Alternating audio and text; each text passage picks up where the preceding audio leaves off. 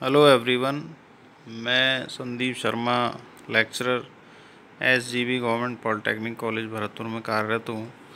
मैं आज आपको 106 अप्लाइड मैकेनिक्स के अंतर्गत घर्षण यूनिट में numericals on friction on horizontal planes पर के बारे में कुछ डिस्कस करेंगे। कौन से न्यूमेरिकल्स हैं जो हॉरिजॉन्टल प्लेन यानी कि जो क्षैतिज प्लेन पर जो कोई वस्तु रखी हुई है तो उस पर कैसे हम घर्षण बल निकाल सकते हैं वो हम देखेंगे।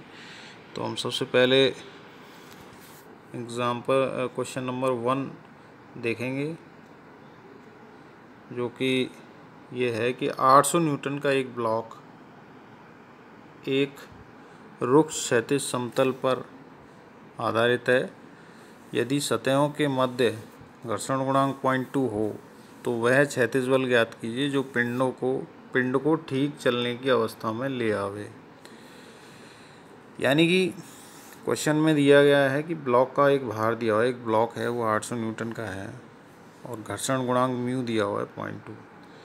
तो माना ब्लॉक को सीमांत संतुलन की अवस्था में लाने वाला क्षैतिज बल P है। तो यहाँ एक चित्रानुसार आपने चित्र देख रहे हैं, इसमें एक ब्लॉक रखा हुआ है, इसका भार W नीचे की तरफ कार्यरत है, अवलंब प्रतिक्रिया बल ऊपर R कार्यरत है, P एक क्षैतिज बल इसमें लग रहा है जो कि इसको ठीक सीमांत संतुलन में रखे हुए है, मतलब वो चलने की स्थिति में ही है।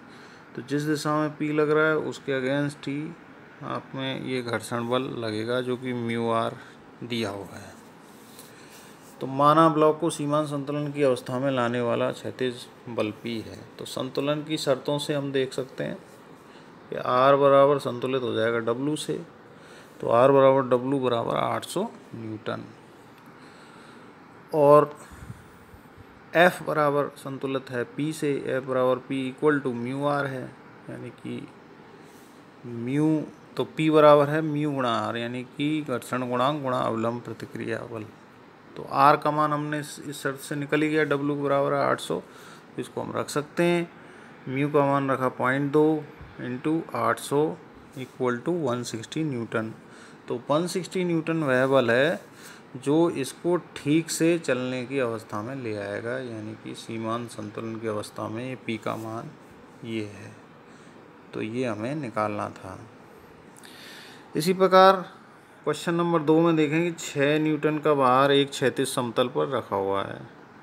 यदि इसे 2.4 न्यूटन के क्षैतिज बल से खींचें, यानी P का मान यहाँ दिया हुआ है, तो घर्षण कोण ज्ञात कीजिए। तो दिया गया भार बराबर W बराबर 6 न्यूटन, क्षैतिज बल P बराबर दिया हुआ है 2.4। तो घर्षण कोण निकालना है, यानी कि हमें लैम्डा का मान निकालना है। तो हम ये चित्र देख लेते हैं। चित्र में देखिए ये W इसका भार नीचे की तरफ लग रहा है, अवलंब प्रतिक्रिया बल R ऊपर लग रहा है, P क्षैतिज बल इधर लग रहा है और F बराबर म्यू आर इसके अपोजिट लग रहा है। तो 6 न्यूटन का भार क्षैतिज बल के कारण सीमांत संतुलन अवस्था में है, ये माना हमने।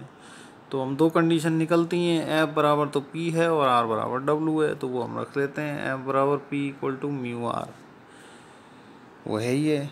तो म्यू आर बराबर P का मान दिया हुआ है 2.4, तो म्यू बराबर हो जाएगा 2.4/R, परंतु R बराबर W बराबर 6 है, तो यहाँ हम R का मान रख देंगे तो हमें म्यू का मान प्राप्त हो जाएगा। ये देखिए 2.4/6 इक्वल टू प्राप्त हुआ 0.4।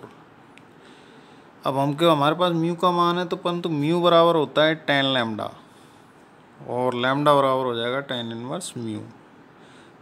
तो हमें लैम्डा ही निकालना है, तो 10 इनवर्स 0.4 रख देंगे। म्यू का मान अपने को पता ही है, इसको हम कैलकुलेटर से निकाल सकते हैं। लैम्डा बराबर 21.8 डिग्री।